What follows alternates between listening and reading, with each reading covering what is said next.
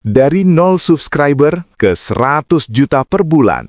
Kisah nyata perjuangan jadi YouTuber. Bagian 1. Awal yang tidak meyakinkan.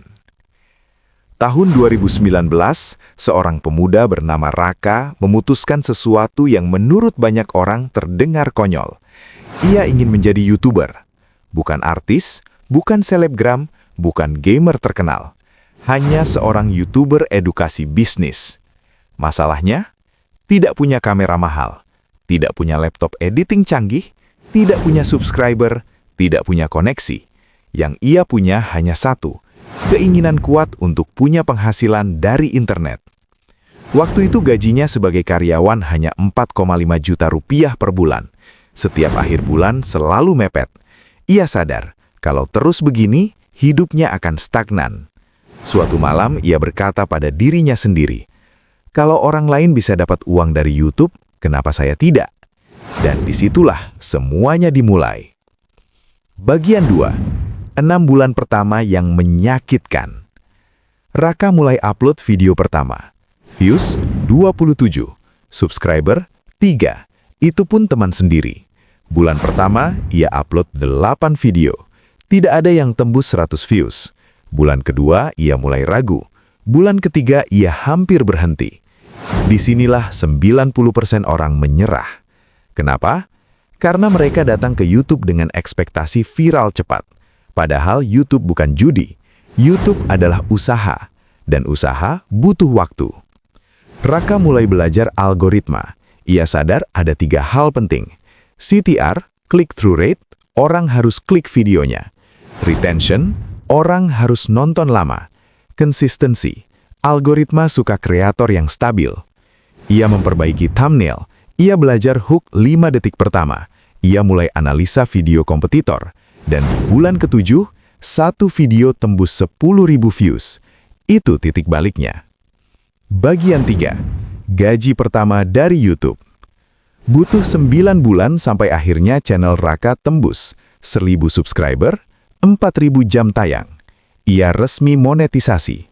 Gaji pertamanya dari AdSense, Rp1.380.000. Mungkin terdengar kecil, tapi bagi Raka itu bukti.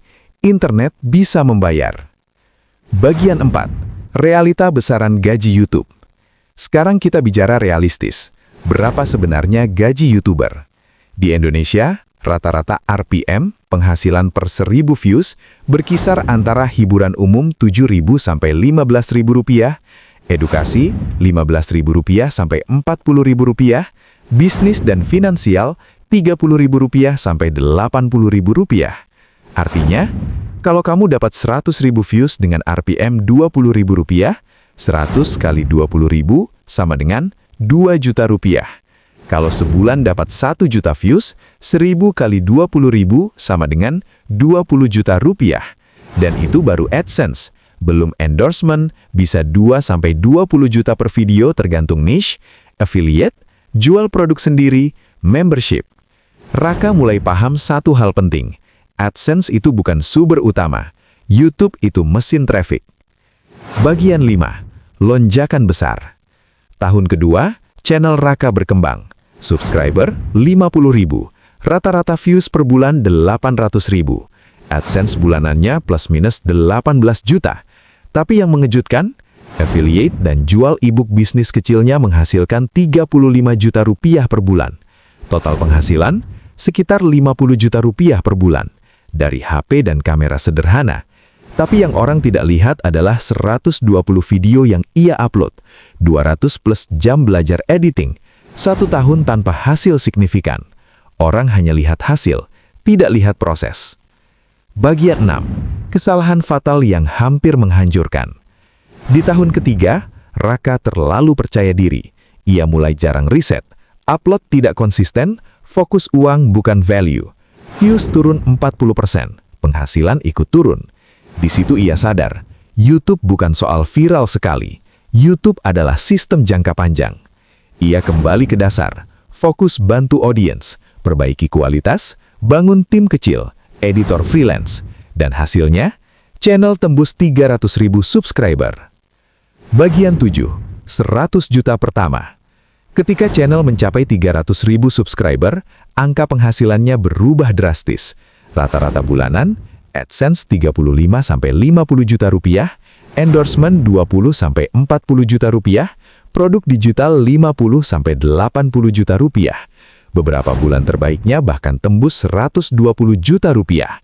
Tapi Raka selalu bilang, YouTube bukan jalan cepat kaya, YouTube adalah bisnis konten.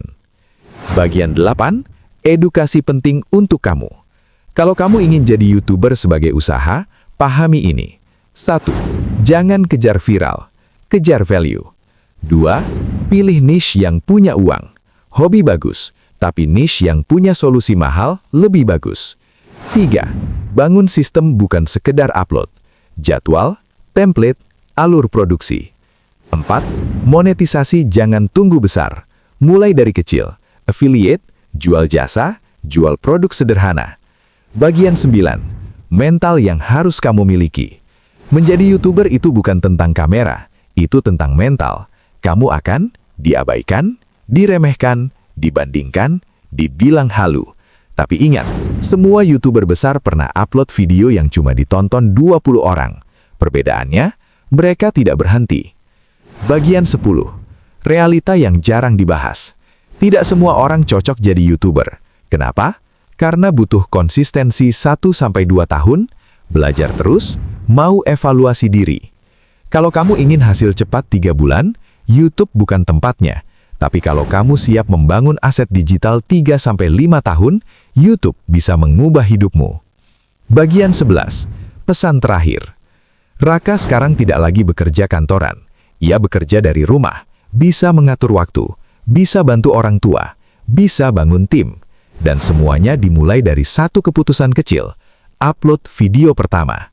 Bukan karena ia paling pintar, bukan karena ia paling bertalent, tapi karena ia paling konsisten. Penutup motivasi. Kalau hari ini kamu sedang ragu, ingat ini. YouTube bukan tentang siapa yang paling keren, tapi siapa yang paling tahan. Gaji YouTube bisa kecil, bisa besar, tapi yang paling penting, YouTube bisa jadi pintu kebebasan finansial kalau kamu perlakukan sebagai usaha. Pertanyaannya sekarang, apakah kamu mau mulai? Atau kamu mau menunggu 1 tahun lagi dan menyesal karena tidak pernah mencoba?